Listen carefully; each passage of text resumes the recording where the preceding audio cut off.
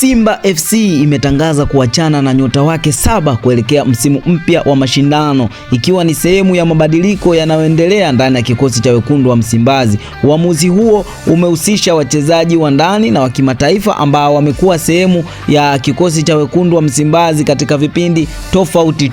Sasa twende tukatazame wachezaji hao ambao wameacha rasmi na wekundu wa Msimbazi. Lakini kabla ya yote nikukumbushe tu, wewe kama bado hujasubscribe, hakikisha umebonyeza neno lililoandikwa subscribe na kubonyeza alama ya kengele. Kwa kufanya hivyo, moja kwa moja utakuwa umejiunga na familia hii ya michezo na burudani. Sasa wachezaji walioaga rasmi ni kama ifuatavyo: beki Chamuka Laboa, raia wa Ivory Coast; kiungo mkabaji Nabi Kamara kutoka Guinea; winga Edwin Barua wa Tanzania; winga Joshua Mutare wa Zambia, pamoja na viungo Awesu na Omari ambao ni wazawa wa hapa Tanzania. Lakini pia golikipa Musa Pinpin Kamara kutoka Guinea, naye amekuwa sehemu ya wachezaji walioondoka klabuni hapo. Naam, sasa kuondoka kwa nyota hao kunafungua nafasi kwa wekundu wa Msimbazi kuendelea kufanya maboresho ya kikosi kuelekea msimu wa 2026-2027. Klabu hiyo sasa inatarajia